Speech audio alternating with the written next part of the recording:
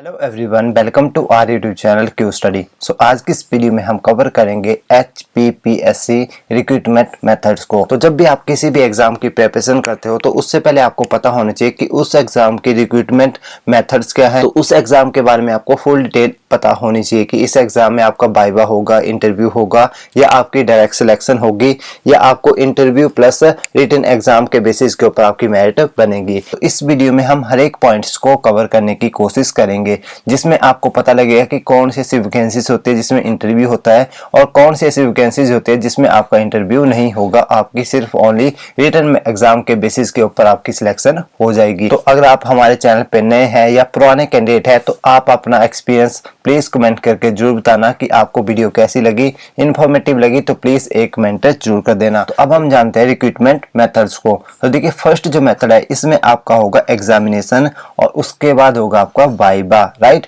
तो आपका जो रिटन एग्जाम होगा प्लस आपका जो वाइवा होगा, इन दोनों के कंबाइन मार्क्स बनाने के बाद आपकी क्या बनेगी, मेरिट लिस्ट बनेगी। तो इस रिक्रूटमेंट मेथड में कौन कौन सी ऐसी पोस्ट आती है, तो देखिए जो भी आप हिमाचल प्रदेश एडमिनिस्ट्रेटिव सर्विस के एग्जाम देते हो HPAS, तो ये भी इसी रिक्रूटमेंट मेथड के अंडर आता है। सेकंड होता है हिमाचल प्रदेश जुडिशियल सर्विस, तो ये एग्जाम भी आपका इसी रिक्रूटमेंट मेथड के थ्रू होता है, राइट। इसके बाद नेक्स्ट आता है वो है स्टेट फॉरेस्ट सर्विसेज, तो ये भी आपका जो एग्जाम है इसमें भी आपका फर्स्ट एग्जामिनेशन होगा, फिर उसके बाद आपका वाइवा होगा, राइट। और इसके बाद लास्ट जो आता है वो है फॉरेस्ट रेंजर्स का। फॉरेस्ट रेंजर्स के लिए भी आपका फर्स्ट एग्जामिनेशन होगा, फिर उसके बाद आपका वाइवा होगा। तो इन दोनों के बेसिस के ऊपर आपकी क्या बनेगी, फिर मेरिट लिस्ट बनेगी, फिर आपको जो है सिलेक्ट किया जाएगा। सेकंड जो मेथड आता है वो है recruitment through examination without viva. तो ये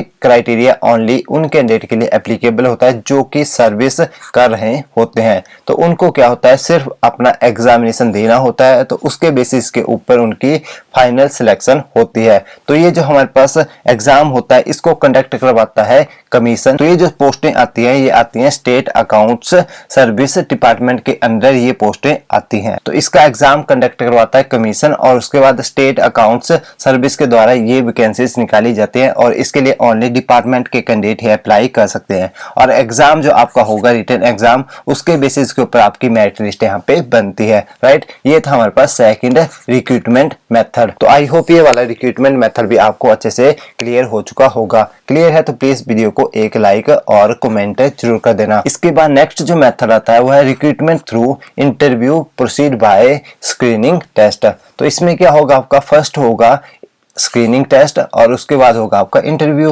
राइट। इन दोनों के कंबाइन बेसिस के ऊपर आपकी क्या बनेगी, आपकी बनेगी फिर मेरिट लिस्ट, और मेरिट लिस्ट के बेसिस के ऊपर आपको जो है अपॉइंट किया जाएगा। इस रिक्रूटमेंट मेथड के अंडर कौन कौन सी पोस्टें आती है, तो देखिए मेडिकल ऑफिसर जो होते हैं, मेडिकल ऑफिसर डेंटल में लगते हैं, और कॉलेज में जो लेक्चरर्स लगते हैं, और असिस्टेंट इंजीनियर्स लगते हैं जैसे सिविल डिपार्टमेंट में, इलेक्ट्रिकल मैकेनिकल डिपार्टमेंट में, या बोर्ड के डिपार्टमेंट में, राइट।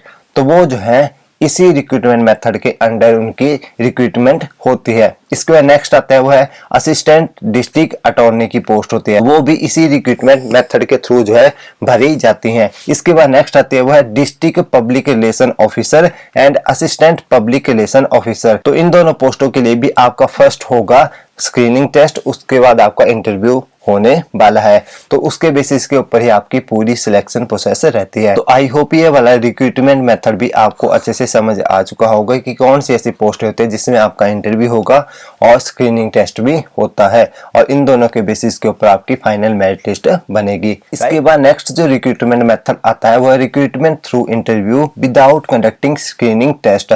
तो इसमें क्या होगा, आपका ओनली क्या होगा, इंटरव्यू होगा, आपका कोई भी रिटन एग्जामिनेशन यहाँ पे नहीं होने वाला है, और जो आपका इंटरव्यू होगा उसी के बेसिस के ऊपर आपको सिलेक्ट किया जाएगा, उसी के बेसिस के ऊपर आपकी मेरिट लिस्ट भी बनने वाली है। तो इस रिक्रूटमेंट मेथड में कौन कौन सी पोस्टें आती हैं, तो देखिए इसमें असिस्टेंट प्रोफेसर जो होते हैं जो कि मेडिकल डिपार्टमेंट में लगते हैं और डेंटल कॉलेजेस में लगते हैं, तो वो पोस्टें भी इसी रिक्रूटमेंट मेथड के थ्रू भरी जाती हैं। इसके बाद आते हैं डायरेक्ट सैनिक वेलफेयर, राइट। जो भी आर्मी के पर्सन होते हैं उनका भी डायरेक्ट इंटरव्यू होता है, राइट। तो वो भी पोस्टें इसी मेथड के थ्रू भरी जाती हैं। इसके बाद नेक्स्ट आता है वो डिप्टी डायरेक्टर सैनिक वेलफेयर। तो ये पोस्टें भी सिर्फ आपकी इंटरव्यू के बेसिस के ऊपर भरी जाती हैं। इसके बाद नेक्स्ट जो पोस्ट आती है कमांडेंट होम गार्ड की। तो ये पोस्ट भी आपकी इंटरव्यू बेसिस के ऊपर भरी जाती है और भी बहुत सारी पोस्ट है जो कि आपकी इंटरव्यू बेसिस के ऊपर भरी जाती हैं। तो आई होप ये वाला रिक्रूटमेंट मेथड भी आपको अच्छे से क्लियर हो चुका होगा। और लास्ट में आपकी रह जाते हैं क्लास 3 की पोस्ट एंड क्लास 4 की पोस्टें।